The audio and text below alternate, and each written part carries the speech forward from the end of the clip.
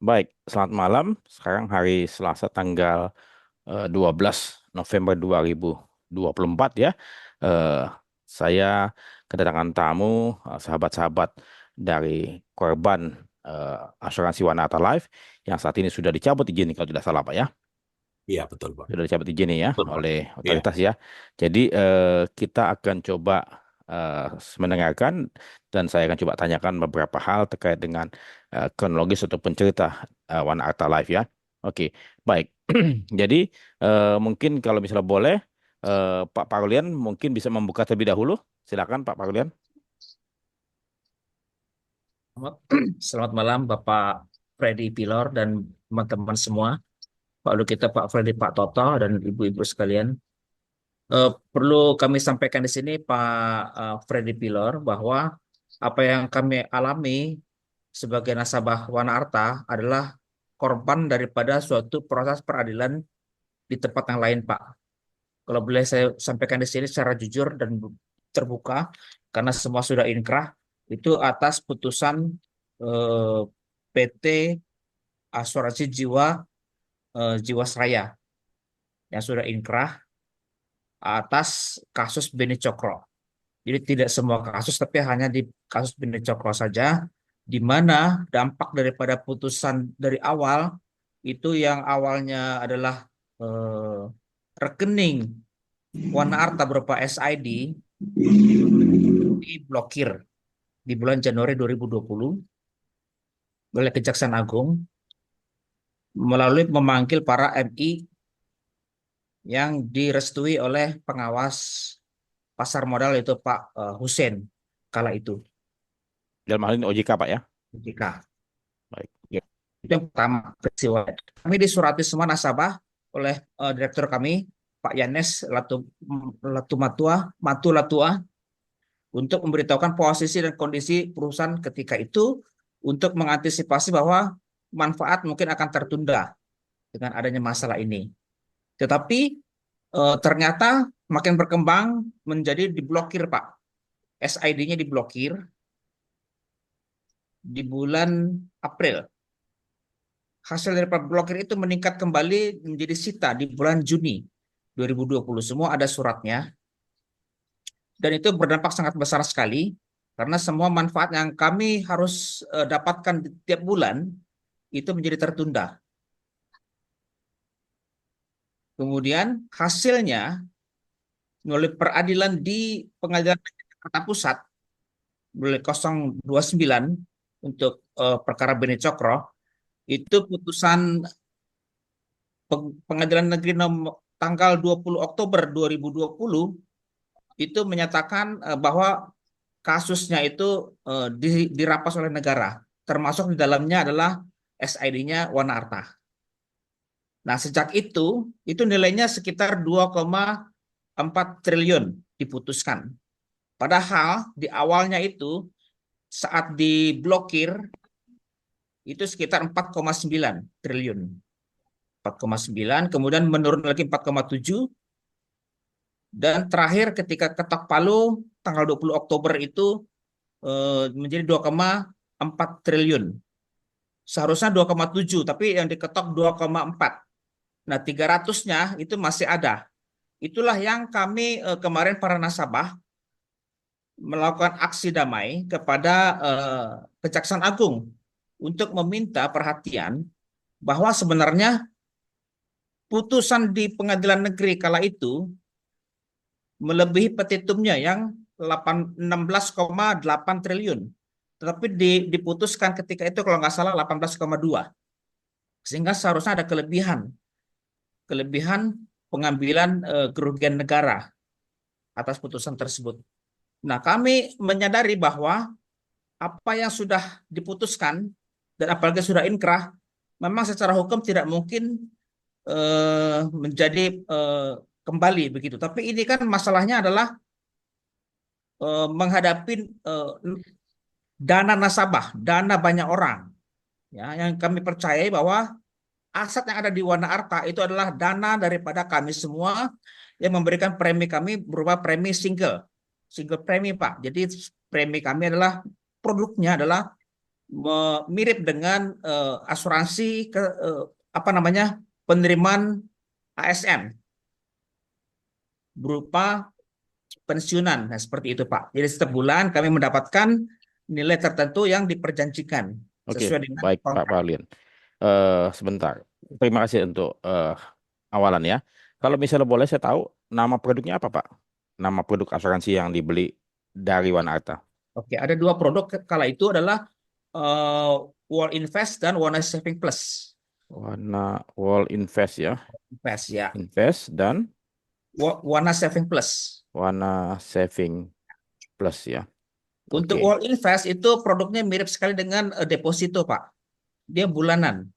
deposito. Jadi Oke, 3 bulan, 6 bulan, 12 bulan seperti itu. oke.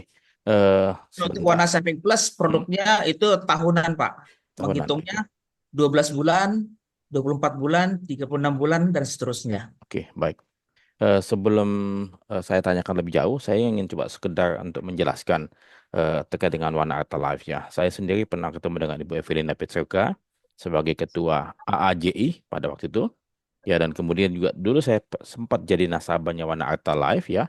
Waktu itu produknya Wana Arta Life kalau tidak salah perumahan di daerah eh, Serpong sana dan juga ada ruko di Kalimas ya. Ini pada waktu itu masih cukup bagus ya saya lihat ya. Itu yang saya tapi pada waktu itu saya sempat ribut juga dengan beberapa teman-teman di Wana Arta Life ya. Kalau tidak salah siapa tuh ada CFP juga pada waktu itu ya.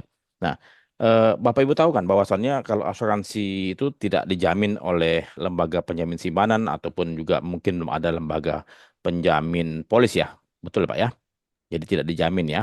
Kami menyadari seperti itu, Pak. Oke. Tetapi memang saya juga coba konfirmasikan ke agent, Mm-mm. ya, karena saya yakin, karena saya memahami sekali peraturan-peraturan, Pak, Baik. mengenai asuransi dan juga keuangan. Dan saya Oke. katakan ini bagaimana cara menjaminnya begitu. Mm-mm. Baik. Tapi mereka selalu berkilah bisa begitu, Pak. Biasalah namanya agen Pak ya penjualnya selalu gitu. Nah saya ingin coba ingin mengurai sedikit ya. Tadi Wanata ini terkait dengan Beni Cokro ya, eh, yang punya kasus juga di Jiwasraya. Kok ada kaitannya? Bagaimana Bapak bisa jelaskan nggak Pak ya? Terus terang di sini situasinya agak membingungkan, Pak. Hmm, Ya, nanti Pak Lukita bisa bantu saya. Sangat membingungkan kenapa? Karena di mana-mana yang namanya orang bermain saham ya itu bukan pemilik perusahaan, Pak, tapi dia hanya memang bagian daripada bisnis atau yang diatur produk di pasar modal untuk menjual dan membeli saham. Nah, untuk betul. Beni Cokro ini Heeh. yang saya tahu adalah membeli beberapa saham. Beni Cokro kan mempunyai saham yang namanya MYRX, Pak. Oke ya, ya, MYRX kan ketika ya, itu. ya, Nah, kita juga tidak memahami apa hubungan MYRX dengan Mm-mm. Wana Arta. Ya, Kalaupun ada, itu adalah hubungan pribadi, Pak. Mungkin di sini para ownernya, PSP-nya, ya, Pak Manfred, Ibu Evelyn, Pak Reza. Mm-mm. Tetapi itu kan nama-nama pribadi, Pak. Betul. Kita Mestinya hanya sangkut pautnya dengan PT, Wanata KC, sebagai Wana institusi. Arta, Adisarana Wana Arta, Pak. Tidak Betul. ada. Tetapi yang kami heran itu dianggap bahwa Hmm. seluruh SID itu adalah milik daripada Beni Cokro. Hmm. Saya terus terang juga pernah untuk berhadapan dengan Kejaksaan Agung, Pak. Ketika itu tanggal 20 Oktober kan ada putusan di Pengadilan Negeri. Hmm. Sekitar tanggal 15 Oktober atau 16 itu kami dipanggil, Pak. Saya dipanggil. Saya mengajak beberapa teman termasuk Hmm. Pak Lukito untuk apa semacam audiensi. Saya lupa nama-namanya Hmm. dengan pihak Kejaksaan Agung. Nah, ketika Oke. itu kami minta bahwa itu dana-dana SID yang Bapak sita, Bapak blokir, itu adalah dana kami, Pak, berupa premi yang kami store di Betul. pasar Betul. modal. Betul. Tetapi kembali lagi, bagaimana Bapak bisa membuktikan? Lah, membuktikannya kan mudah, Pak. Itu Ya, adalah virtual account, Bapak tinggal telusuri aja. Itu larinya kemana? betul. Betul. RS. Kenapa Betul. itu nggak dikerjakan? Betul. Itu yang pertama. Yang kedua, Bapak bisa minta PPATK. Tapi itu Betul. juga nggak dikerjakan, Pak. Ya, ya. Hal yang namanya aparat penegak hukum seharusnya bisa. Mestinya sangat bisa. Dan superior, apalagi Betul. kejaksaan. Oke. Mohon Jadi maaf saya katakan di sini superior karena memang bisa, tapi ya, nggak dikerjakan. Oke oke. Pak, sampai di Jadi situ mungkin yang lain. saya sebagai investor, baik itu reksadana maupun saham, kan saya membeli lewat sekuritas kalau saham kan. Kemudian dia hanya mencatatkan saya punya apa SID ataupun RDI ya, rekening dana investor ya. Itu yang saya miliki ya. Kemudian maupun juga dengan apa reksadana, saya punya MI yang saya instruksikan dia yang membelikan saya punya barangnya dan saya punya data ada di KSE Pak ya. Itu poinnya. Nah, kemudian saya sebagai Wana Arta, katakanlah Wana Arta invest lewat sekuritas maupun lewat MI. Kan nggak bisa langsung ya. Nah, harus bisa itu ya lewat MI ataupun sekuritas. Nah, kemudian dia punya SID ataupun punya RDI kan. Nah, kemudian walaupun isinya si sahamnya Beni Cokro, tapi kan tetap masih ada nilainya kan? Kan apakah semua sahamnya Beni Cokro? Apakah sahamnya itu semua jelek kan? Enggak juga kan? Nah, kemudian kenapa kok tiba-tiba rekeningnya Wana Arta sebagai perusahaan itu ya kemudian disita gitu loh. Padahal kejahatan dilakukan oleh tetangga sebelah, Jiwasraya dan teman-temannya. Itu yang saya coba sedikit mau mengurai. Mengapa bisa dikaitkan ya kejahatan Jiwasraya yang dalam hal ini ada Beni Cokro dengan Wana Arta ya sebagai institusi sebagai perusahaan asuransi jiwa yang punya ya SID yang punya rekening saham, rekening reksadana yang walaupun isinya Beni Cokro kan ada nilainya kan gitu ya masih ada nilai walaupun katakan tinggal 50 dan segala macam ya begitu. Nah kenapa kok di apa ya dibekukan oleh Jaksa Agung ya kan mesti dipilah ini kan dua dua rumah Jiwasraya sama Wana Arta mungkin isinya sama katakanlah mungkin beli sahamnya sama tapi kok mestinya nggak boleh diambil kan gitu loh. Nah itu kan miliknya milik Wana Arta dalam hal ini milik tertanggung ataupun nasabah-nasabah pemegang polis Wana Arta. Dan kemudian saya juga bingung, saya terus saja memang agak sedikit apa tidak masuk akal ya. Entah siapa penegak hukumnya, entah Jaksa Agung ataupun mungkin pihak lain yang mengambil uang nasabah dalam hal ini uangnya Wana Arta ya, dan kemudian dirampas untuk negara ya. Kalau itu memang Beni Cokro punya itu ya Beni Cokro yang rampas tapi jangan rampas SID-nya Wana Arta yang dalam hal ini miliknya tertanggung miliknya pemegang polis. Saya nggak masuk akal juga nih kenapa penegak hukum ini eh, kok bisa begitu ya saya nggak jelas. Jadi kalau misalnya kerugian negara ya mestinya apa kerugian negara itu di Jiwasraya ya yang dimana dalam hal ini dilakukan perampokan oleh berjamaah, manajemennya, pihak luar juga ada, KAP juga ada, yang mestinya mereka dimiskinkan. Tapi nggak tahu apakah betul-betul nggak si Beni Cokro itu dimiskinkan, diambil, disita semua hartanya. Saya agak sedikit pesimis, ya. Dan kemudian beberapa teman-teman yang dulu namanya Hendrisman Rahim dan pejabat-pejabat Jiwasraya tersebut ya. Dan kemudian kenapa tadi ya eh, diambil uangnya Wana Arta dalam hal ini tertanggung punya. Ya itu yang saya bilang saya tidak setuju dan saya sangat-sangat tidak masuk akal ya dan kemudian para pemegang otoritas ataupun yang punya kepentingan-kepentingan dalam hal ini ya kok cuma diam saja tidak bertelusur gitu loh. Nah coba bisa nggak Bapak Ibu sekalian coba jelaskan kepada saya mengapa kejaksaan apa alasan kejaksaan mengambil SID-nya Wana Arta. Silakan Pak, monggo. Ya, mungkin saya coba jelaskan ya, Pak Freddy. Iya Pak Lukito. Jadi, kalau Bapak telusuri lebih detail, jadi Hmm, itu tidak hanya Wana Arta yang bermasalah. hmm. Seluruh asuransi papan atas yang memang terlibat dalam pembelian saham itu bermasalah, akhirnya terseret. Jadi kalau Bapak periksa, itu ada 5 sekuritas asing yang hengkang dari Indonesia. Itu tahun 2020 awal. Kenapa Pak kok mereka hengkang Pak?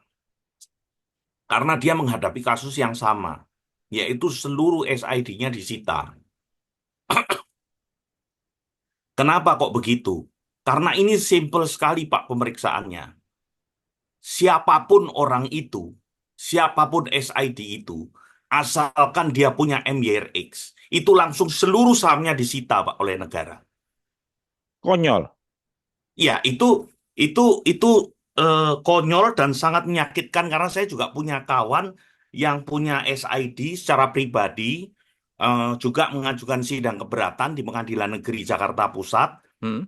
Dia itu tidak ada sedikit pun afiliasi dengan Beni Cokro karena dia memang orang Bogor, ya. Tapi total nilai asetnya dia sahamnya 60 miliar itu disita negara gara-gara dia kecantol, Pak. Ada MBRX yang ketahan di situ, entahlah mungkin sekitar 100 juta atau berapa gitu loh. Wah, konyol sekali nih, konyol sekali. Ya. Nah, Sangat perlu Bapak ketahui juga sebenarnya kasus Jiwasraya itu pada awalnya adalah pada saat ditemukannya oleh BPKP terjadinya potensi kerugian sebesar 16 triliun. Mengapa demikian? Karena ada beberapa company yang memiliki hutang repo sebesar kurang lebih 8 triliun dan belum dikembalikan selama 10 tahun dari 2008 sampai 2018. Ya, Da- kurang lebih kalau Bapak hitung dengan repo dengan bunga kira-kira interest sekitar 8 sampai 10%, repo itu artinya dia adalah perusahaan TBK ya, Pak. ya. Ya, jadi dia hutang dengan Jiwasraya dengan janji akan dibayar dengan bunga sekitar 1 tahunnya adalah sekitar 8 sampai 10%. Nah, itu tidak pernah dibayar. Sehingga itu jadilah bertumpuk sehingga sampai kurang lebih jadinya ketemunya di angka 16 triliun. Nah, kalau itu dibongkar, Pak, rusaklah negara ini, Pak. Hmm. Memang Karena sudah. itu namanya jeruk makan jeruk di situ. Hmm. Ya, jadi ini perusahaan BUMN yang pinjam juga BUMN. Jadi Wah, jeruk makan jeruk, Pak. Indofarma. Ya, ya, ya. Ini sampai di sini aja, ya. Oke, Dan itu valid, Pak, karena pemeriksaan BPKP-nya saya juga tahu, dapat hmm, informasi itu dari pengacaranya Beni Cokro, oke, ya, ya. ya. Nah, kemudian karena ini kasus terlalu jelimet, terlalu rumit, maka daripada itu jeruk makan jeruk, dicarilah kambing hitam berikutnya. Nah, Hmm. muncullah itu namanya Beni Cokro. Dan Hmm. kasus Beni Cokro itu sebenarnya sangat tidak masuk akal karena Beni Cokro itu dianggap menaikkan dan menurunkan saham tukang goreng. Hmm. Sehingga seluruh saham MYRX itu dianggap adalah sebagai pemain tukang goreng. Ya, penjahat lah. Sebab apa yang pembelinya pun juga sebagai penjahat juga gitu ya. Tidak, Pak. Sebetulnya tidak. Ya, sebetulnya Karena tidak. kayak contohnya ada teman saya, Hah? salah satu sekuritas di wilayah Jakarta Pusat. Hmm. Dia bilang, Pak, kalau memang kasusnya seperti itu, Pak, saya juga pernah dulu, Pak, beli MYRX tahun 2010 dan Hmm. saya untung banyak, Pak, dari situ. Hmm. Saya bisa beli rumah di Bendungan Hilir. Tapi sudah lepas dia waktu itu kan? Saya sudah untungnya waktu itu lepas sebelum lock di posisi harga 50, Pak. Karena waktu Oh, ini waktu kecantol itu kan harga 50 dan nggak ada yang beli, nggak ada yang jual, Pak. ya, ya. Kan banyak itu. Saya juga punya saham sekarang juga banyak kecantol. Hmm. Nah, itu udah nggak bisa gerak. Saya mau jual juga beli, saya mau beli juga nggak ada yang jual. Ya, Nah, ya kasus itu. Nah, tapi kan tetap tertulis di nama saya. ya, ya. Nah, itu. Oke, Jadi saya baik. ini juga sekarang masih deg-degan Pak Freddy, Ah, karena saya ini punya saham, saya takutnya saham saya itu juga nanti tersangkut oleh asuransi yang lain atau sekuritas yang lain, terus ada konglomerat siapa yang main, terus ditangkep lah duit saya disita juga Pak. oke. Nah, Ya, matilah saya juga. jadi saya mau coba garis bawahi Pak ya, garis bawahi Ya Pak. bahwasannya kita ini kalau bermain saham ataupun menjadi investor saham ya harus berhati-hati ya. Suatu ketika kalau katakanlah kita punya saham yang akhirnya kesangkut dengan kasus korupsi ya sejenis Bencok ini atau sejenis Jiwasraya, ya bisa saja kita punya uang tiba-tiba langsung hangus semua padahal kita nggak ada kaitannya dengan Beni Cokro ataupun yang lain-lain kan. Nah ini saya bilang sangat-sangat konyol dan dablek ya. Eh, Sangat goblok dan sangat tidak masuk akal. Ya, kalau kata misal saya Freddy Pilor punya saham MDRX atau apapun ya, tersangkut kasus dengan korupsi tersebut, apakah saya lantas dibekukan saya punya aset yang lain yang Seluruhnya di Pak. saham Ya. tersebut kan? Ya saya bilang ini kan goblok ini goblok. Ya. Ya, saya bilang ini yang melakukan pembekuan goblok, tolol, kagak sekolah. Ya, saya sampaikan begitu ya. Ya.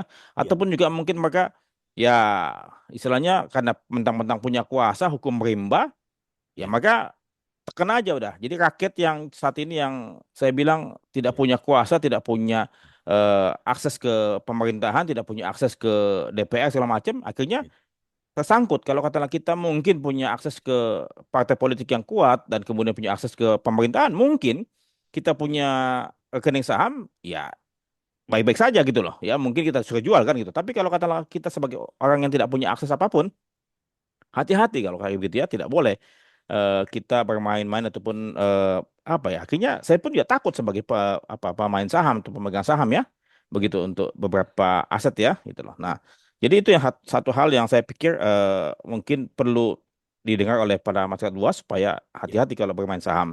Dan kemudian ini para penegak hukum ataupun siapapun yang membekukan aset-aset SID nama masyarakat luas yang tidak ada kaitan dengan kejahatan semestinya walaupun dia punya saham tersebut semestinya apa? Tidak pantas, ya, ya tidak pantas. Anda sebagai penegak hukum, siapapun Anda, tidak pantas Anda melakukan apa ya perampasan, ya, ya perampokan, ya, yang jelas-jelas itu ya. ya, Kalau memang dia ada hubungannya, that's fine. Ya, ya, mungkin bahkan dia kena pidana sekalipun, bisa kan ya, gitu loh. Tapi betul, kalau dia tidak ada kaitannya, Anda sebagai penegak hukum, ya nanti Anda akan dapatkan dampaknya, hukumannya nanti. Karena ya, apapun yang Anda buat akan ada terima betul, suatu Pak. saat nanti. Mungkin bukan Anda, tapi anak cucu Anda. Tanamkan dalam diri Anda itu semua. Ya, karena tak bertuai, alam semesta mencatat itu semua. Ya, Ya, saya terus saja sebagai praktisi perasuransian melihat kasus begini yang sebetulnya tidak jelimet, mudah sekali kok, tinggal diurai kok. ya, Ya, Jiwasraya, siapa penjahatnya? Dan saya khawatir juga seperti yang itu diduga ya si Bencok ini karena mungkin mohon maaf ya eh, mungkin juga tanda petik dikambing hitamkan ya apakah dia terima semua? Saya percaya tidak ya. Saya percaya aliran dana pun juga kemana-mana itu. Kalau dibongkar semua pasti pejabat-pejabat pun juga ada yang kena ya.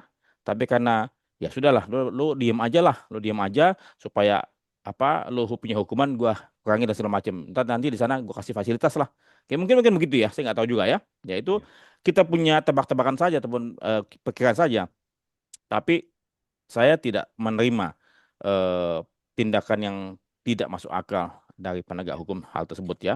Dan kemudian itu satu hal yang katakan tadi SID-nya Warna Arta disita oleh Kejaksaan Agung ataupun siapapun itu yang kemudian dirampas ke negara ya dan kemudian orang-orang yang punya saham sejenis dari untuk yang jenisnya Bencok punya itu pun juga dirampas. Itu sangat-sangat tidak masuk akal dan saya bilang agak tolol perbuatan tersebut ya. Kemudian yang tadi kemarin ya katakanlah asetnya SID apa asetnya si eh, Wana Arta ya kan tadi ada dari 4,9 kok tiba-tiba jadi 4,7 tiba-tiba langsung 2,4 dan kemudian habis itu diambil oleh negara jadi saat ini sudah nggak ada lagi asetnya ya, baik, Pak. Jadi saya jelaskan lebih lanjut, Pak Freddy. ya Jadi ya dari 4,7 triliun yang ada itu kan ada obligasi PLN oke kan, bagus berarti oke beberapa obligasi di tipe A atau berapa gitu ya. oke Itu sudah jatuh tempo dan kemudian diambil oleh eh, siapa saya nggak tahu, tapi yang jelas itu tiba-tiba hilang aja itu, Pak. hah diambil hilang kok bisa nguap kayak jin aja. Nah, justru itu. Nah, saya juga heran sekali kenapa OJK yang sedemikian super body-nya kok begitu lemahnya melihat situasi seperti itu. Ah, Nah, itu. ya ya ya Itu, Pak. oke oke jadi Ya. ada obligasi PLN ya Ada, yang Pak. nilainya mungkin triliunan ya 1 triliun lebih, Pak. 1 triliun lebih ya. Ya, Pak. Kemudian itu tercatat pada waktu sebagai aset yang warna harta Iya, ya Pak. Sebagai barang yang disita waktu itu, Pak. disita. Kemudian tiba-tiba nggak ada. Dikembalikan terus tiba-tiba nggak ada. Ya, saya nggak tahu kemana itu. Waduh, waduh, waduh. Ini penjahat, penjahat apa apa penjahat yang berasal dari penegak hukum ya. Penjahat yang berbaju apa penegak hukum atau apapun ya. Saya bilang nih, aduh, makanya rusak ini kita punya industri nih. Karena Iya, banyak sekali hal-hal yang tidak masuk akal kayak apa sulap ya kayak iya, sihir ya dan iya, tidak pantas sangat tidak pantas ini kan duitnya rakyat duitnya iya. masyarakat luas ya Nasabah ya. nasabah Iya, yang Pak. mungkin ada yang 10 juta 50 juta 100 juta Betul. ya Iya, Pak. Anda ambil Betul, Anda Pak. ambil 1 triliun kemudian Anda bagi-bagi. Iya, Anda kasih makan anak Anda, betul. istri Anda, cucu Anda dengan Pakai uang uang itu. yang tidak Iya, tidak apa ya, ya haram lah. Jadi ini keringat dan darah orang lain yang Anda makan, ya. iya, Anda akan dapatkan dampaknya nanti. Kalau Anda tidak kembalikan, saya tidak mengancam, tapi alam semesta yang akan mendengarkan semua, ya jeritan banyak masyarakat luas, yang kemudian yang Anda pakai kuasa Anda, pakai Anda punya otoritas, Anda punya wewenang, ya Anda saat ini menjabat, Anda ambil, ya, dan kemudian Anda bagi-bagi, dan kemudian Anda tidak pertanggungjawabkan, ya nanti Anda akan dapatkan dampaknya sendirilah, ya. iya. Jadi semua alam semesta tidak diam, tidak tidur ya. Jadi saya percaya semua akan mendapatkan buahnya masing-masing. Nah, saya tambahkan lagi, Pak. Jadi, Silakan Pak. selain kondisi situasi yang seperti itu, kok yang kurang lebih 4,7 triliun, ternyata total debt-nya Wana Arta itu kalau sesuai polis yang sudah direkapitulasi itu sekitar kurang lebih 15 triliun, tapi saya nggak tahu kok ternyata itu saya dengar terakhir itu katanya 12, sekian gitu. Jadi yang mana yang benar? Tapi Mm-mm. yang jelas dari antara 12 dan 15 itu eh, jaraknya kepada 4,7 itu pun jauh. Jadi Mm. ini saya lihat semuanya itu bareng-bareng merampok.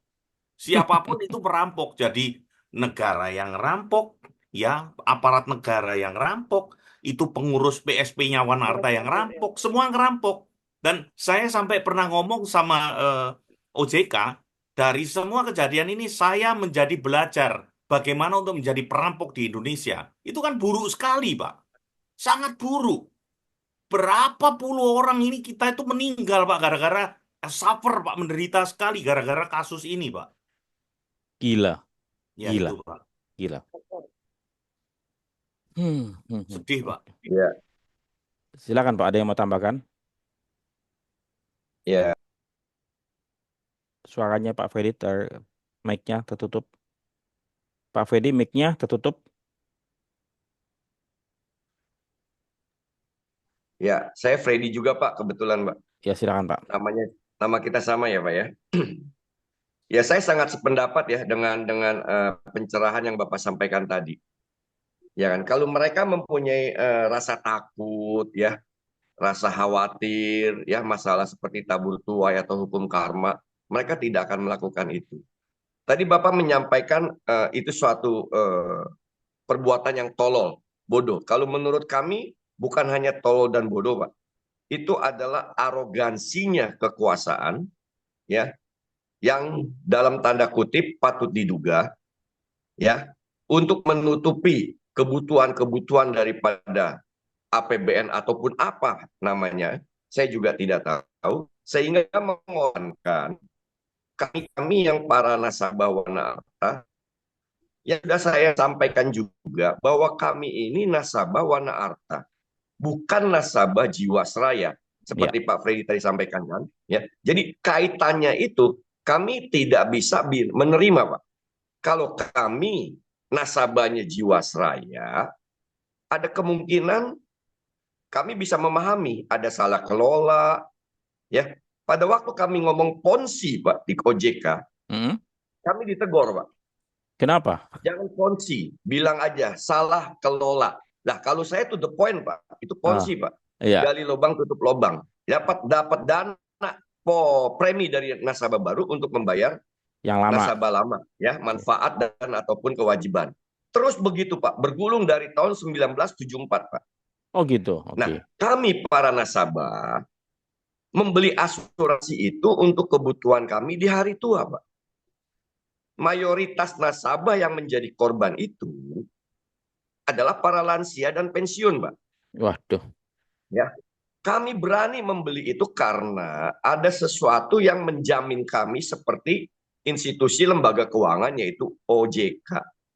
tidak. OJK Ya, tidak Pak ya. menjamin, Pak. OJK tidak menjamin Nah, semua. Pak, bukan menjamin uang kami, tapi Ya, kami lebih safety lah karena ada mereka institusi. mengawasi. Mereka mengawasi. Iya, Ya, Pak, OJK itu 3M, Pak. ya, Ya, mengatur, mengawasi dan melindungi, Pak. ya. Betul, Pak. Betul, betul. Saya rasa Bapak lebih senior dari saya, Pak. Ya, Kami udah adakan audiensi dengan OJK udah beberapa kali, Pak. ya, Ya, saya sudah minta, Pak, tolong Komisioner OJK menelusuri jalur lari uangnya di PPATK. Itu ada saksinya, Pak. Ada Pak Lukito, ada Pak Parulian. ya, Jangankan uang asuransi, Pak. Mohon izin, Pak. ya. Uang narkoba aja juga bisa diketahui, Pak. Uang 303 aja bisa diketahui alirannya kemana. Betul, Pak? Betul. Nah, Kalau kenapa tinggal itu, ke Pak? PPATK aja, Pak, langsung kelihatan kok. Nah, betul kan, Pak? Ya, Kami sudah sampaikan itu, Pak. ya, Telusuri uang itu di PPATK. Larinya kemana? ya, Jelas, Pak. ya. Saya rasa Bapak lebih senior dan lebih berpengalaman secara ilmiah. Kami bicara ini berdasarkan fakta. Jelas, Pak ya? Ya. Berdasarkan fakta. Kalau dibilang ponzi, saya ditegur. Tapi realitas yang ada itu adalah ponzi, Pak.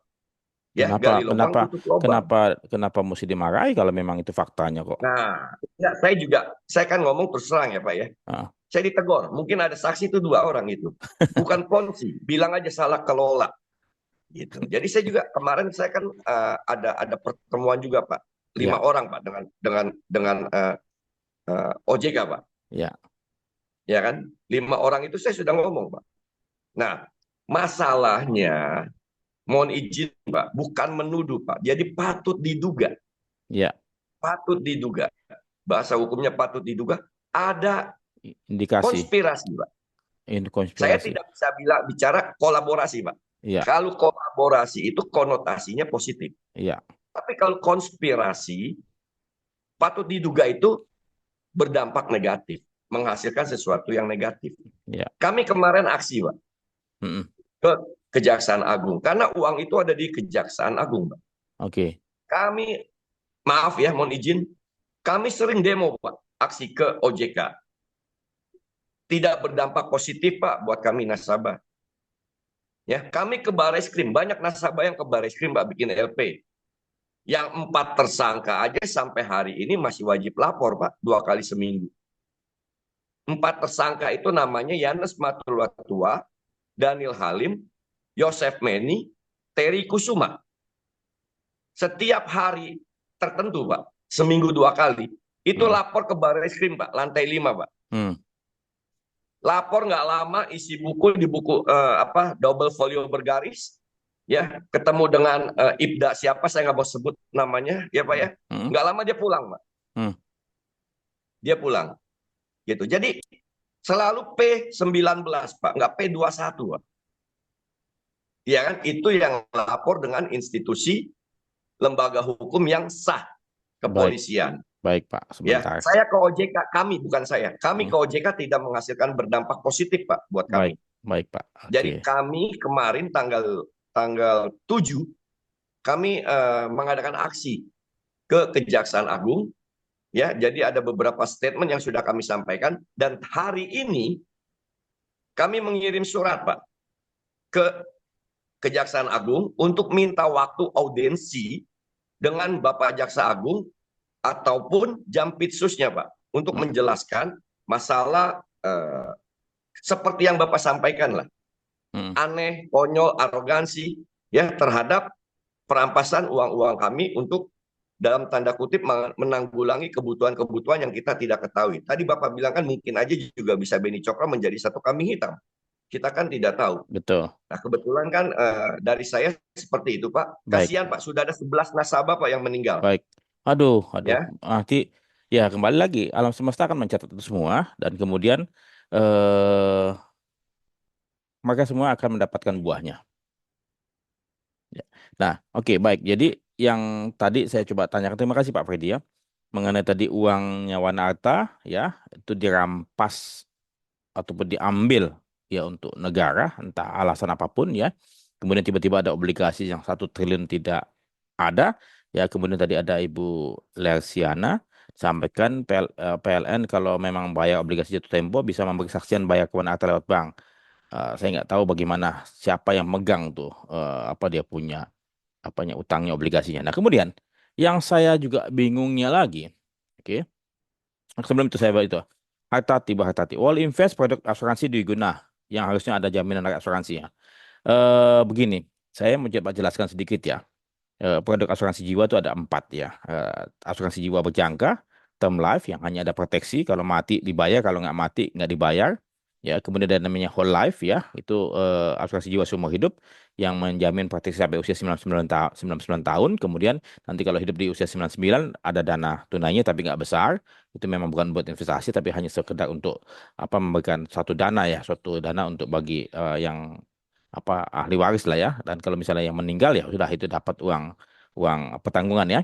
Nah, investasinya nggak terlalu besar. Nah, Dwi Guna itu produk asuransi yang kayak JS Plan yang Jiwasraya, di mana dia punya returnnya dijamin oleh asuransi, ya. Tapi mungkin tidak ada reasuransinya. Jadi kayak kata misalnya tadi Warna Arta ambil dana dari masyarakat, kemudian dia janji, gua kasih lo 10%. Otomatis si Warna Arta ini mencari MI, mencari sekuritas atau mencari siapapun, dia punya investment manager untuk mendapatkan di atas 10 ya. Entah 15 atau 20. Kalau dia dapat cuan, maka selisihnya ya itu dia untuk dia. Yang 10 dijanjikan. Tapi kalau dia gagal maka maka ya sudah bangkrut itu perusahaan ya. Makanya jangan menabung di asuransi ya. Kalau unit link apalagi dia punya returnnya tidak dijamin. Saya termasuk praktisi perasuransian yang tidak suka unit link, ya. Tapi kembali lagi, nabung di asuransi adalah sesuatu hal yang tidak benar, ya. Karena asuransi adalah proteksi, ya. Kalau mau investasi untuk masa depan, ya belilah properti, belilah logam mulia, mungkin saham sedikit, ya langsung beli sekuritas ataupun bangun bisnis. Ya kalau nggak beli obligasi, obligasi Republik Indonesia, Ori ataupun Sun ataupun segala macam, ya ataupun tadi tanah segala macam. Jadi saya sebagai praktis perasuransian tidak merekomendasikan. Saya sebagai financial planner juga, saya pernah belajar juga, ya punya sertifikasi CFP. Saya tidak anjurkan dan bahkan saya melarang teman-teman semua untuk berinvestasi atau menanam uang di perusahaan asuransi. Karena perusahaan asuransi bukanlah lembaga eh, investasi, karena dia adalah proteksi. Ya, itu yang saya mau coba sampaikan, tegaskan kepada teman-teman, baru kepada semua penonton ya. Kalau mau proteksi ya di asuransi. Kalau investasi jangan di asuransi. Ya. Nah kemudian yang saya mau coba tanyakan kembali, ini kan si Ibu Pitsuka dan Pak Manfred dan segala macam itu kan sudah ada rumahnya ada katanya, ketahuan di mana di Beverly Hills atau di mana katanya ya, dia sebagai DPO juga kan, sebagai DPO ya. Nah kemudian apa susahnya mencari seorang Evelyn itu ya, kalau katakanlah kita mau kerja benar pakai Interpol dan segala macam, saya nggak tahu juga. Ini kayak tiba-tiba manusia bisa hilang, kayak nguap gitu loh, kayak mengecil gitu loh. Saya nggak tahu juga. Ini suatu keajaiban juga. Buktinya si siapa? Nasaruddin aja, ya bisa ketangkep itu. Saya nggak tahu. Ini kok Manfred sama Pitsuka tidak ketangkep. Saya nggak tahu. Silakan Bapak Ibu. Masa Bapak nggak tahu, Pak? Atau perlu dikasih tahu, Pak? Kenapa Kalau Pak? memang ada effort yang betul-betul serius, Pak, Hmm? ya kan? Ada seorang melakukan satu tindak kriminal aja, pakai helm aja bisa ketangkep, Pak. Hmm. Ya, Ya. apalagi ini, Pak. Ya, Hmm. sudah ada red notice, Interpol apa? Hmm. Nasabah sendiri saja yang pergi ke Beverly Hills Hmm. bisa tahu alamat pasti dan beliau ada di sana. Hmm. Pertanyaan saya pada waktu audensi dengan OJK, Hmm. OJK entah untuk menutupi kelemahannya atau tidak, saya tidak tahu. Hmm. Waktu itu saya pernah tanya Pak pada pertemuan dengan Pak Sabah dan Ibu Nani di OJK, Hmm. ya kan? Kenapa Anda tidak kejar itu? Alamat sudah ada, semua ada. Oh, itu tupoksinya daripada pihak kepolisian Trunojoyo, Pak. Nah, jadi kami nasabah di sini merasakan dalam tanda kutip, kalau salah teman-teman tolong bantu dikoreksi. Ini terjadilah konspirasi, Pak. Jadi mereka istilahnya bermain halma, Pak. Bukan main apa? Bukan main kalau tiga kan bisa main apa gitu. Ini berempat, Pak. Jadi dari pihak institusi dalam tanda kutip diduga OJK, Kejaksaan Agung, Barreskrim, ya Pak ya. Nah, satu lagi ini yang terakhir ini adalah kami mengikuti saran dan anjuran daripada kebijakan OJK untuk mengikuti proses likuidasi. sampai dengan menjelang akhirnya daripada proses kerjanya likuidator itu, nasabah sangat kecewa, Pak. Hmm. Karena hanya bisa membayarkan kami, para nasabah itu, selama 2 tahun ini hanya sebesar kurang lebih proporsional 1,3 atau 1,4% dari Ya, haknya kami. dari Jelas ya, Pak ya? jaminan uangnya Wana Arta yang ada di OJK itu yang dicairkan ya. Iya, Oke. betul. Hanya itu, Pak. Sedangkan kami nasabah kami kebetulan juga, maaf, kami berdua Pak Parudyan itu jadi tim observer, Pak, di tim likuidasi gitu. Jadi kita minta tolonglah effortnya, Pak ya, dari sejak itu 2,4 T, 300 M, atau mungkin aset-aset yang lain. Nah, satu lagi Pak Freddy, Ya. keanehan yang kami rasakan dari proses-proses ini, semua aset, data-data sudah diaudit Pak oleh 2 kantor akuntan publik. Ya, sehingga keluarlah NSL Pak, neraca sementara likuidasi. Nah, di situ ada tertera ada aset-aset yang tidak bermasalah pada saat diaudit oleh kantor akuntan publik. Jelas ya Pak ya? Kenapa jelang akhir-akhir ini pada saat tim likuidasi mau menjual aset-aset tersebut yang tadi awalnya tidak bermasalah, sekarang jadi bermasalah. Dipermasalahkan, dibuat masalah. Disita oleh Bareskrim. Nah, sedangkan kantor akuntan publik kan itu sudah membuat satu audit.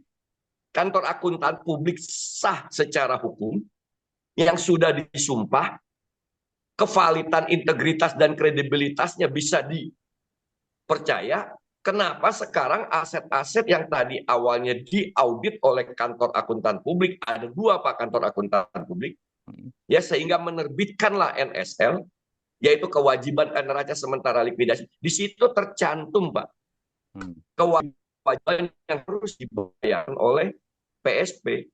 Nah, sekarang effortnya apa Pak dari pihak OJK? Iya Pak. Karena apa? Kantor akuntan publik itu perlu Bapak ketahui, dibayar oleh kami loh Pak. Ya, dibayar uangnya oleh kami Pak, sekian miliar, dan mengurangi aset porsi yang, aset pembagian kepada para nasabah. Saya rasa apa yang Bapak sampaikan konyol ini, kalau menurut saya betul sekali Pak. Ya, jadi semuanya mereka tahu Pak peraturan Pak. POJK dia tahu peraturan, tahu Pak, semua tahu Pak. Bukannya tidak tahu Pak. Iya.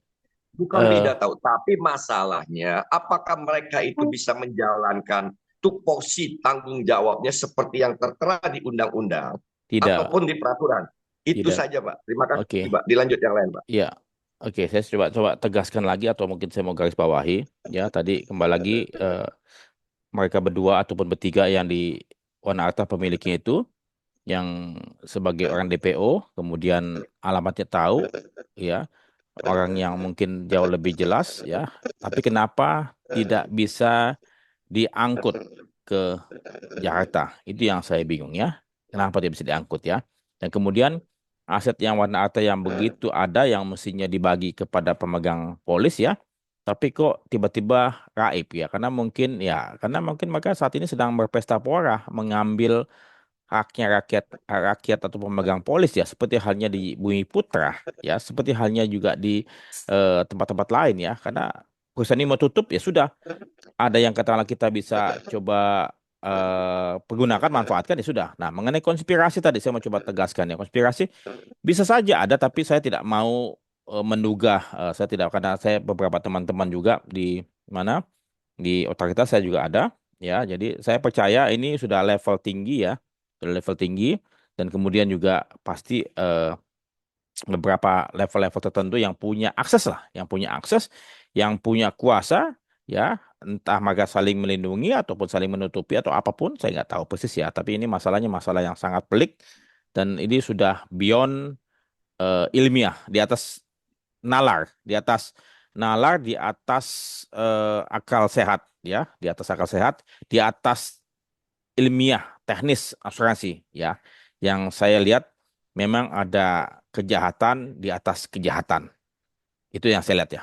Itu sementara dari saya. Mungkin silakan Ibu Bapak sekalian.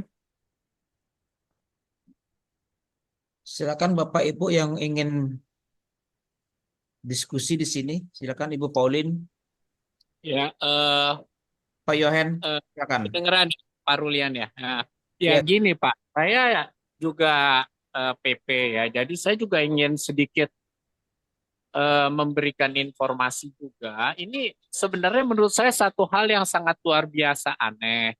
Kenapa saya bilang aneh? Pertama, pada saat saya lihat di laporan keuangannya, itu dana-dana kita yang masuk, itu full semua itu dianggap sebagai penghasilan. Nah, itu menurut saya aneh di negara kita. Kok bisa jadi dianggap semua penghasilan, padahal dia kan harus pasti harus membayar, harus mengembalikan dana kita. Itu harusnya terjadi pengakuan di utang. Tapi kalau ini enggak, saya lihat itu semua masuk sebagai penghasilan, itu aneh.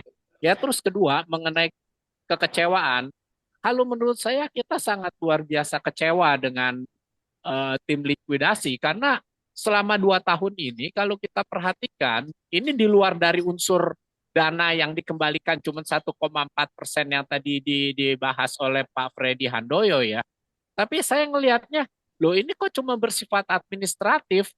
Tim likuidasi itu kan harusnya bukan hanya bersifat administratif, harusnya mendukung kita sebagai PP.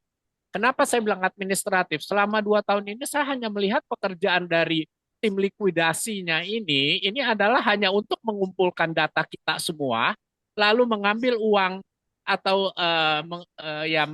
menerima kembali uang jaminan, dibagikan ke kita, terus udah aset dan yang lain-lainnya tidak ada perjuangan sama sekali gitu loh. Ini kita bingung sekali dan sangat luar biasa kecewa karena kita tadinya mengharapkan dia bisa membantu kita, misalnya yang 2,4 yang tadi. Soalnya saya ngikut sama Pak Parulian, sama Pak Freddy, beberapa orang kita kemarin itu kita pergi ke kejaksaan. Tadi pun kita masih pergi ke seknek segala.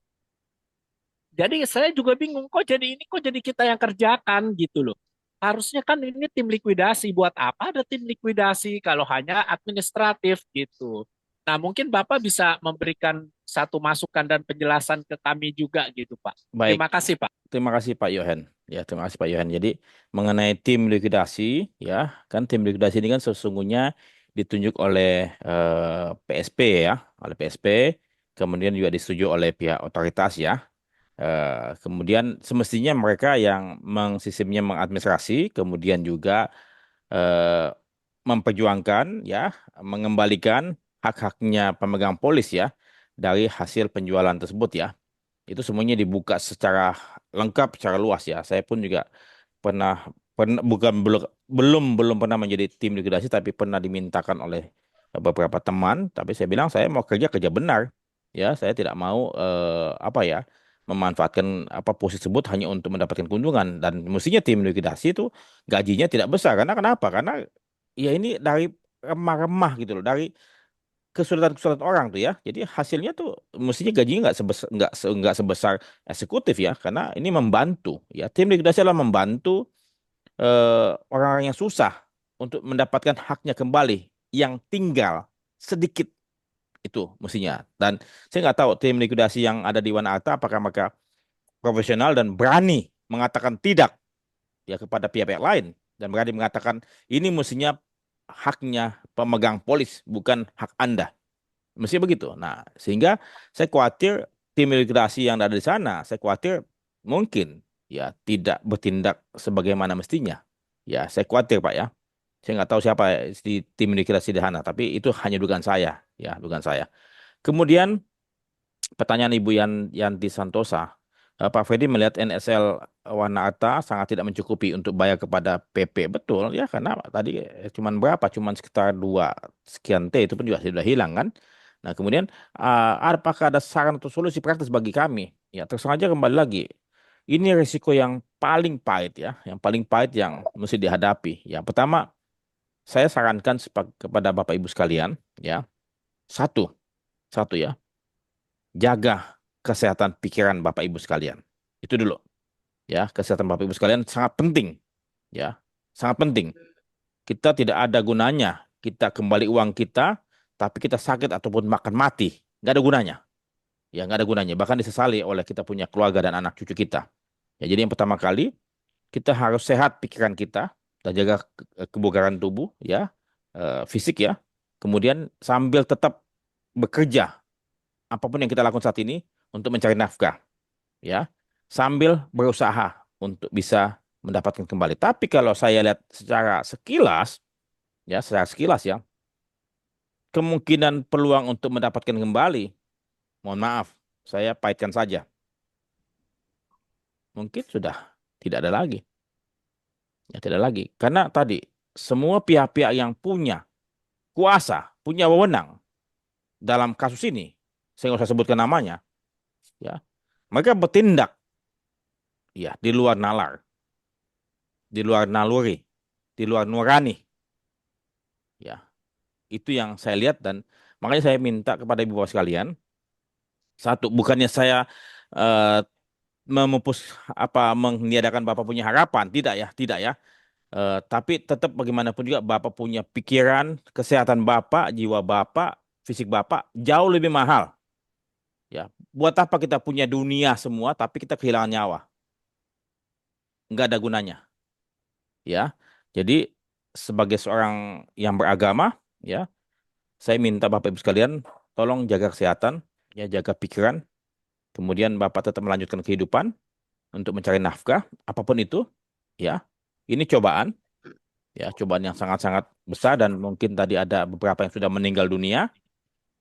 Kita lihat mereka, kita doakan mereka supaya mereka pun juga bisa ikhlas, ya, karena kalau tidak ikhlas mereka pun akan mungkin tidak bisa kembali ke tempat yang sebagaimana mestinya. Ya, kita doakan sambil kita sendiri bekerja, ya. Mungkin Bapak kehilangan 60 miliar atau 100 miliar, tapi Bapak tidak kehilangan nyawa Bapak, Bapak tidak kehilangan keluarga Bapak. Bapak masih punya suatu harapan untuk dapat melanjutkan hidup dan jangan sama sekali berpikir untuk mengakhiri hidup. Jangan, karena bila mana kita mengakhiri hidup kita, maka kita akan rugi dua kali dan tidak bisa di-rewind. Dan Bapak punya tempat, Ibu Bapak punya tempat di sana, itu Bapak akan sesali. Jadi itu mungkin cobaan yang cukup besar, yang mudah-mudahan tidak dialami oleh kita punya sahabat-sahabat lain. Ini pelajaran, jangan berinvestasi pada perusahaan asuransi. Itu saya punya itu dan kemudian mungkin sambil berjuang ya mudah-mudahan kita doa saja puasa moga-moga mereka yang tadi mengambil itu ya bisa berpikir ulang Tuhan jamah hatinya jamah jiwanya untuk dapat mengembalikan apa yang dia ambil entah bagaimana caranya tadi kan dia main sulap kan ngambil tok hilang kan tiba-tiba nanti ada kembali lagi uangnya masuk kembali lagi kita nggak tahu ya jadi mungkin itu sementara yang saya bisa coba sampaikan silakan ibu bapak sekalian. Halo. Pak, selamat malam. Pak Freddy, izin saya Yanti Santosa yang tadi Pak menyambung Pak ya. Halo. Ya silakan Bu. Ya, gini Pak, yang ingin saya tanyakan kan sebentar lagi tim likuidasi akan berakhir nih Pak ya. Padahal uang untuk pembayaran kepada mereka bukan suatu hal yang kecil. Lalu eh, bagaimana kalau kita kan mereka tim likuidasi itu ditunjuk ya Pak ya oleh Pemegang saham pemegang saham ya pemegang saham di mana which is ya si Evelyn dan kawan-kawannya itu Pak. dan disetujui oleh OJK. Yes, nah sebenarnya kan kalau untuk menciduk mereka itu gampang sekali kan Pak pada saat ada penunjukan lewat keputusan sirkuler pemegang saham itu kan ya Pak ya. Kalau mau bisa. Benar. Nah itu sebenarnya sering juga kami gaungkan untuk baik kepada OJK maupun kepada TL-nya sendiri. Nah pertanyaan saya Pak, kalau kami eh, bersurat atau melakukan satu action petisi untuk tidak memperpanjang TL, lalu meminta untuk pelaksanaan selanjutnya, karena kan memang sudah tidak ada, maksudnya TL tidak bisa berbuat banyak. Lalu apa yang bisa, maksud saya gini, kita tidak mau TL diperpanjang karena itu akan mempengaruhi nilai yang akan dibagikan lagi kepada kita karena itu uang nasabah juga. Itu yang pertama. Nah, kalau kita tidak mau TL diperpanjang, tapi kita minta misalnya direktur dari si TL direktur dari si Warna Arta itu untuk meneruskan melakukan perjuangan pengembalian uang kepada kami secara maksimal, itu bagaimana Pak menurut Bapak? Oke, itu kan nggak ada aturannya, Bu ya. Jadi kalau sudah dicabut, kemudian sudah dalam likuidasi, berarti TL-nya yang mesti turun tangan, ya. Dan kemudian seperti halnya Ibu ketahui bersama, bahwasan para pejabat yang sebelumnya itu, ya tanda petik ya, juga mengetahui dan mungkin juga tanda petik terlibat juga ya.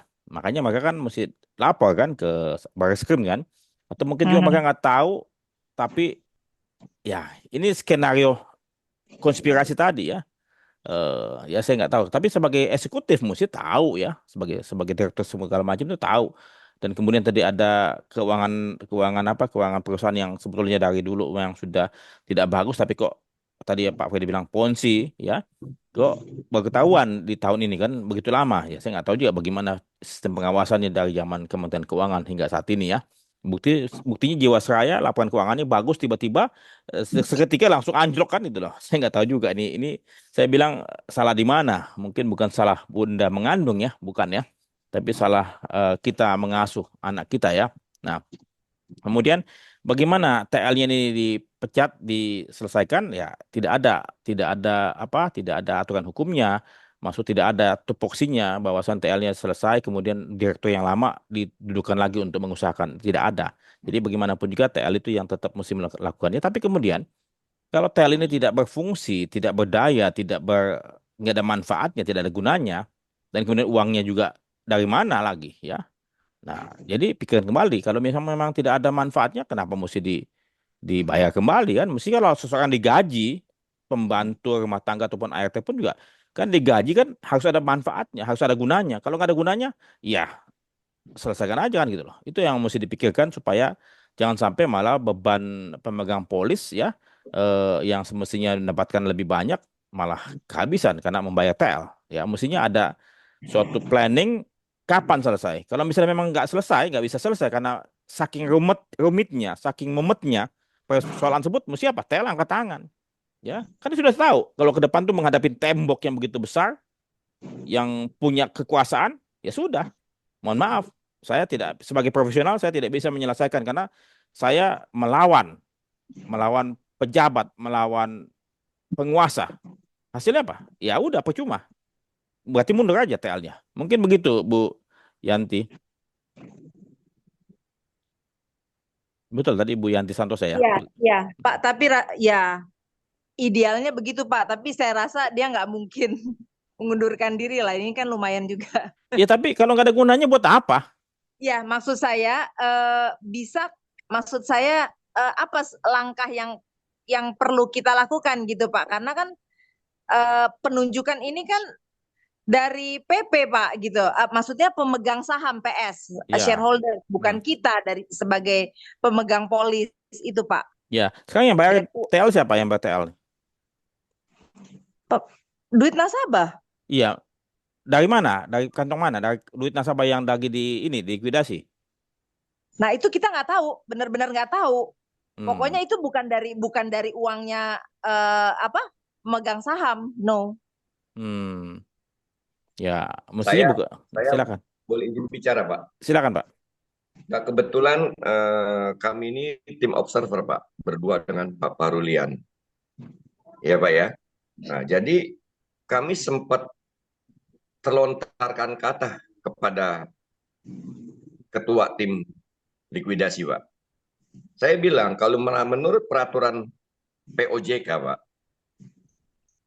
tim likuidasi atau proses likuidasi ini harus berpihak kepada nasabah.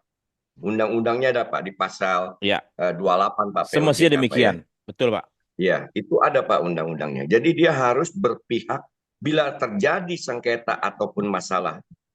Tim likuidasi berdiri membela nasabah. Jelas ya Pak ya? Nah, ini kita bicara mohon izin Pak, tanpa tendensius Pak. Karena kebetulan kami di situ TO ya Pak ya. Jadi setiap kebijakan yang diambil oleh tim likuidasi itu harus dilaporkan, disampaikan, dan disetujui oleh OJK Pak. Ya Pak ya. Pada saat dulu saya setback ke belakang itu, bukan saya mengulang waktu yang sudah lalu ya Pak ya.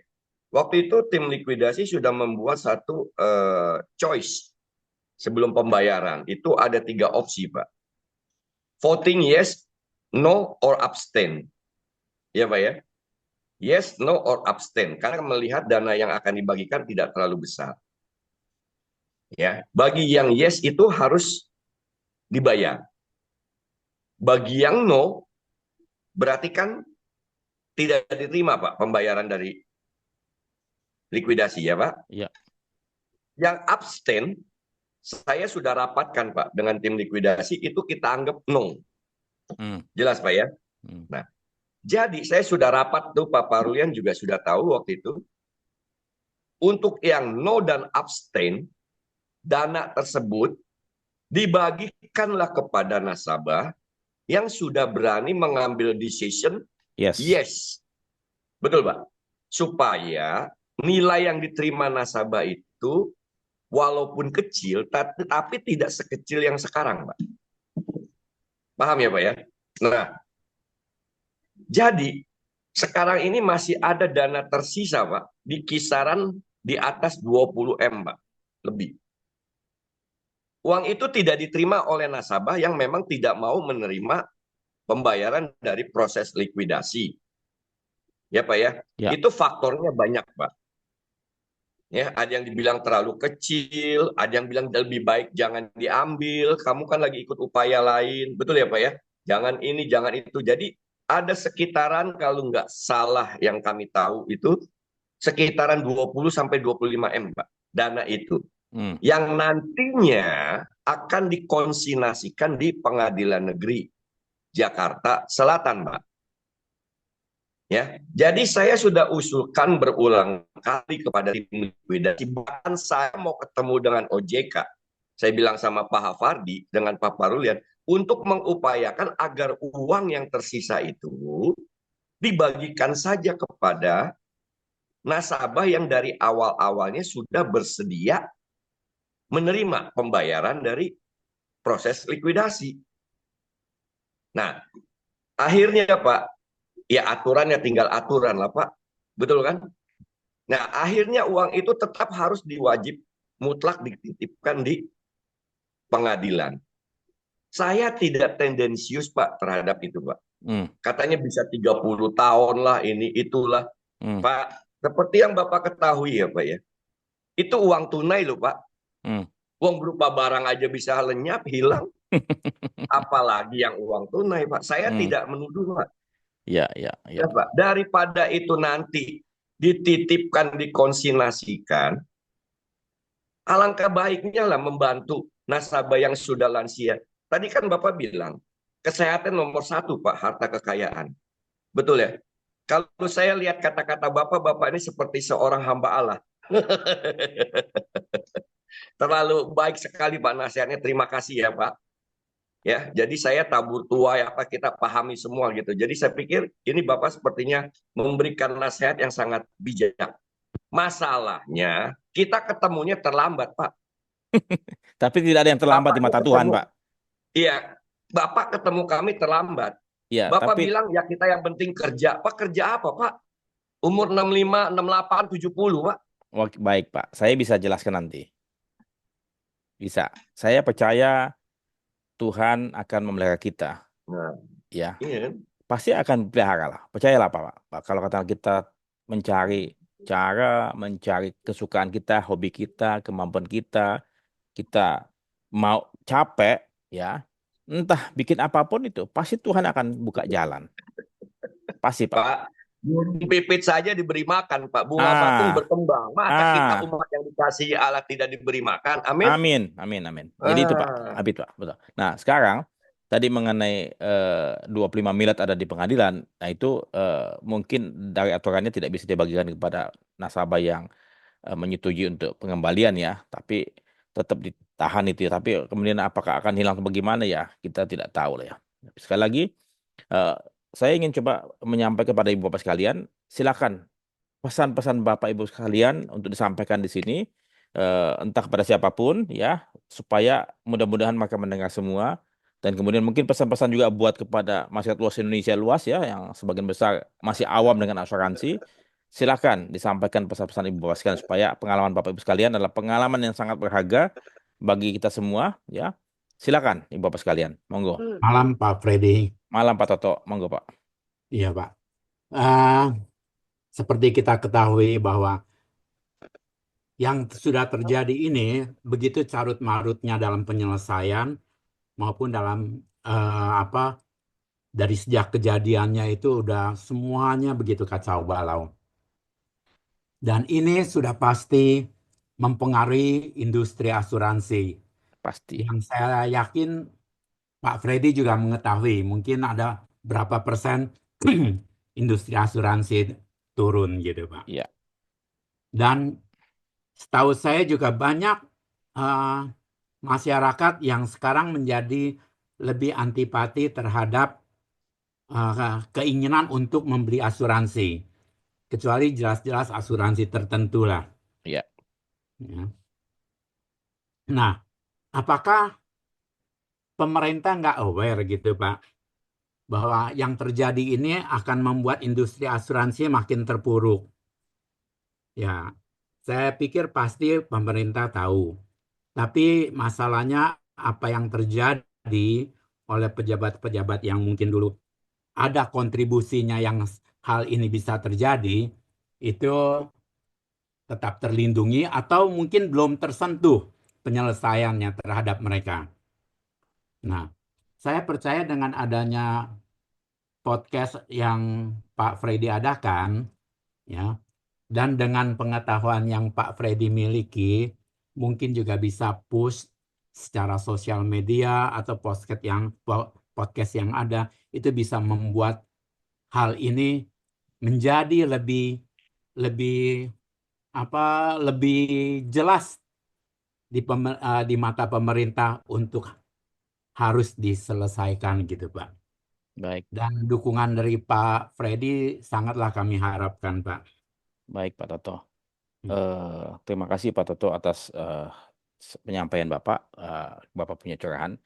Jadi begini, saya sebagai praktisi, saat ini sebagai akademisi di Trisakti, mengajar, dan saya atas nama industri perasuransian yang memberi nafkah kepada saya selama hampir 40 tahun, saya meminta maaf kepada Ibu Bapak sekalian, karena industri perasuransian yang saya muliakan, yang saya agung-agungkan, ternyata tidak seindah mimpi saya pada waktu pertama kali masuk. Tapi kemudian saya bertanggung jawab untuk dapat membenahi dari dalam.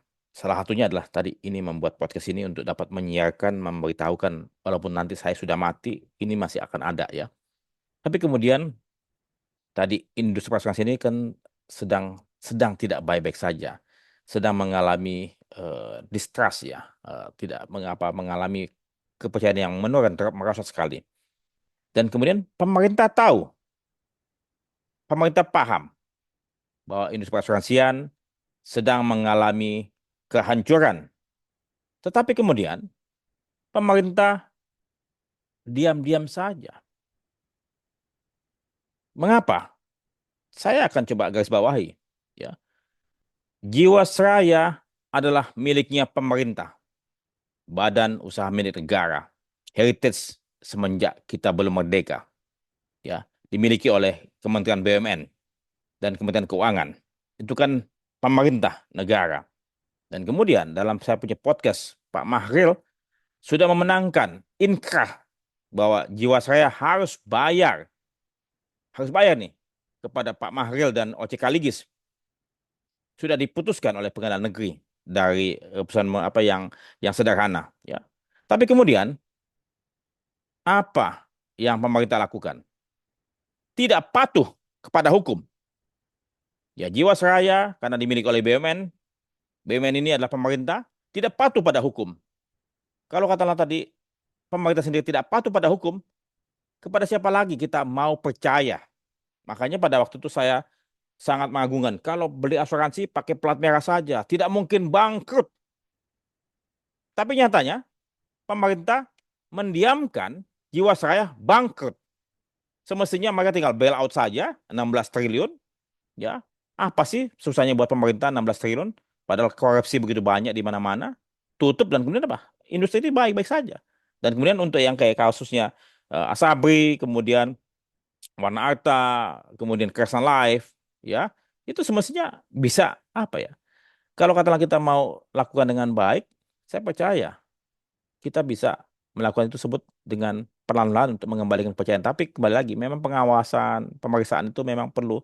Mungkin karena, mohon maaf ya, kita punya para pelaku ini lebih pintar, lebih licik dibandingkan para pengawas itu sendiri. Sehingga akhirnya apa? Ini kasus ini terjadi. Atau kan apakah ada konspirasi? Saya tidak bisa menduga itu, saya tidak bisa mau mengatakan itu. Tapi ini adalah suatu hal yang perlu disikapi, ya.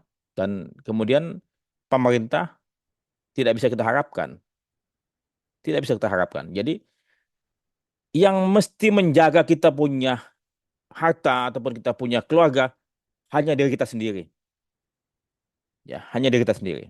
Oleh sebab itu, jangan percayakan kita punya masa depan kita kepada siapapun, ya, tidak juga kepada pemerintah.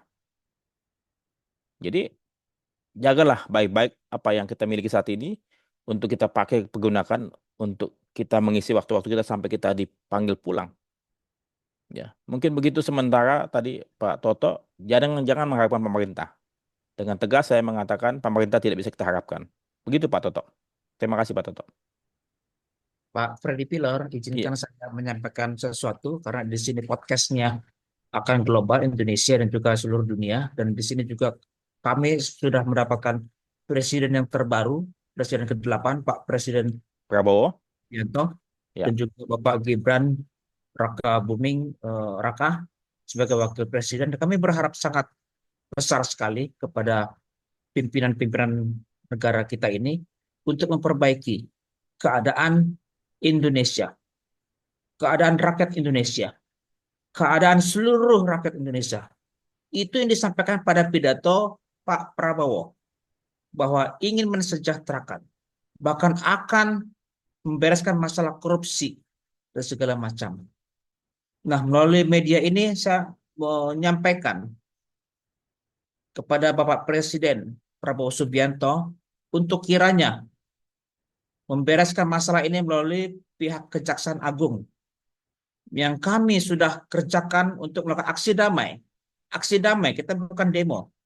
Kita menyampaikan pikiran-pikiran kita. Kita tidak ingin melihat ke belakang. Peristiwa-peristiwa itu siapa yang salah. Tapi kita adalah korban. Kami terus bersemangat sampai pada hari ini. Bahkan ketika kami lemah pun kita semua mengingatkan untuk tetap terus berjuang. Yang kami ingin sampaikan adalah bahwa untuk sementara ini di Kejaksaan Agung kami tahu bahwa ada nilai dana berupa reksa itu kurang lebih 2,4 triliun yang dirampas oleh negara yang sudah inkrah. Tetapi juga ada 300 miliar yang diblokir di Kejaksaan Agung yang seharusnya itu tidak masuk dalam putusan perkaranya Beni Cokro. Oleh karena itu, oleh kesempatan ini kami juga meminta kerendahan hati kepada Bapak Jaksa Agung, Bapak Dr. Sanitiar Burhanuddin, SHMH, untuk kiranya kerendahan hati memberikan, melepaskan rampasan negara yang bukan menjadi haknya negara. Itu adalah hak kami, hak sebagai warga, hak sebagai masyarakat, hak sebagai rakyat kecil yang tidak mampu menghadapi putusan-putusan perkara tipikor PT AJ Jiwasraya yang sangat luar biasa. Begitu juga kami meminta kerendahan hati dan memohon untuk memberikan, melepaskan 300 miliar itu kepada kami para nasabah, kepada nasabah ya. Jadi kami sangat berharap sekali tidak diberikan kepada yang lain, kepada nasabah. Silakan Bapak Jaksa Agung, Bapak Kepala Kejaksaan Agung Republik Indonesia untuk membentuk satu komite khusus untuk bisa membagikan kepada kami semua nasabah-nasabah Warna Arta yang menjadi korban tipikor PT AJ Jiwasraya pada 2020 yang lalu. Pada bulan Oktober sudah diputuskan di Pengadilan Negeri Jakarta Pusat. Dan lagi, kami meminta kerendahan hati dan juga sikap yang tegas daripada Kapolri, dalam hal ini Bareskrim, dan juga kepada Kepala Kejaksaan Agung untuk bisa memp2-satukan semua tersangka terhadap PT AJ Adisarana Wana Arta. Semuanya dituntaskan, ditarik kembali. Mereka yang sudah di luar negeri ditarik kembali ke Indonesia untuk mendapatkan 15,9 triliun yang sebenarnya itu dana kami semua, dana masyarakat untuk dikembalikan 100% kepada kami semua. Entah bagaimana caranya. Toh pemerintah sampai hari ini juga sudah berhasil dalam hal judi online dan juga segala macam hasil korupsi itu ratusan triliun. Artinya apa? Itu bisa dibarter, di switch off, digaransikan, dijaminkan, ya, dijadikan dana talangan untuk kami semua. Nilainya 15,9 dibanding ratusan triliun itu jauh, sangat jauh. Dan kami tahu negara sanggup, bukan tidak sanggup. Itu saja dari kami ingin mengharapkan kerendahan hati daripada Bapak Presiden Prabowo Subianto selaku Presiden kami, Presiden Republik Indonesia ke-8, kami doakan Bapak sanggup melawan para koruptor, para pelaku-pelaku kejahatan ini. Yang mungkin Bapak tidak mengerti masalahnya di mana. Jadi Bapak bisa boleh memanggil Kepala Kejaksaan Agung, Bapak Senetiar Burhanuddin SHMH. Beliau juga sangat memahami peristiwa ini 5 tahun yang lalu. Dan kami juga bukan baru hari ini bertindak, sudah 5 tahun yang lalu. Artinya umur kami sudah bertambah 5 tahun dari sejak awal peristiwa ini. Sudah semakin tua, Baik, sudah semakin bertambah usia kami. baik, Mohon belas kasihan. baik, Demikian Bapak kami sampaikan. baik Pak Parlian, Bapak sekalian. Ya, jadi sekali lagi saya mohon Bapak Ibu sekalian untuk tetap menjaga kesehatan, ya, sambil terus berupaya untuk dapat mengupayakan apapun yang Bapak bisa lakukan, dan juga tetap beraktivitas, ya, jangan sampai kita kalah, ya, karena ini tantangan besar dan saya tidak tahu sampai sejauh mana ujungnya, dan mudah-mudahan dengan pergantian Pak Prabowo sebagai kepala negara saat ini, kita semua berharap banyak, ya, kita berdoa buat kesehatan beliau supaya beliau bisa menuntaskan kepemimpinan beliau selama 5 tahun dan kemudian Indonesia semakin teratur, semakin pro kepada rakyat, dan permasalahan-permasalahan yang sesungguhnya bisa dituntaskan yang dengan mudah, ya, tinggal panggil para profesional, kemudian kerja yang baik, dan saya percaya semuanya bisa kembali dengan rapi ke depan. Dan semoga Pak Prabowo dan para pemerintah yang baru saat ini bisa menjadi pelayan rakyat yang terbaik. Dan kita doakan Tuhan menjaga kita punya pemimpin saat ini. Begitu sementara mungkin Pak Lukito. Amin. Pak Lukito bisa Amin, sampaikan? Pak. Silakan Pak Pak. Lukito. Monggo Pak. Mau tambahkan? Sementara saya mengucap terima kasih terutama ke Pak Andreas Freddy yang sudah memfasilitasi kami untuk berkeluh kesah mengenai permasalahan di asuransi Wana Arta. Dan saya juga memohon kepada Bapak Presiden Republik Indonesia yaitu Bapak Prabowo Subianto untuk beliau akan menangani masalah ini dengan lebih serius. Ya, saya juga tahu bahwa di internal Pak Presiden ada orang-orang yang memberitahukan untuk ini segera diselesaikan. Nah, untuk itu saya mendoakan agar Pak Presiden Prabowo diberikan kesehatan, kekuatan untuk bisa menjalankan tugas negara ini. Sementara begitu dulu Pak Baik. Freddy, terima kasih banyak. Terima kasih banyak. Salam perjuangan untuk Bapak. Ya. Selamat malam untuk semuanya. Ya, terima kasih Bapak Ibu sekalian. Sekali lagi semoga Bapak Ibu sekalian dalam keadaan sehat selalu dan tetap melanjutkan kehidupan, dan jangan lupa berdoa dan bekerja. Selamat malam, sampai jumpa. Sampai jumpa ya Pak ya. Sehat selalu ya. Take care. Bye bye. God bless you. Selamat malam. Selamat malam. Pak Freddy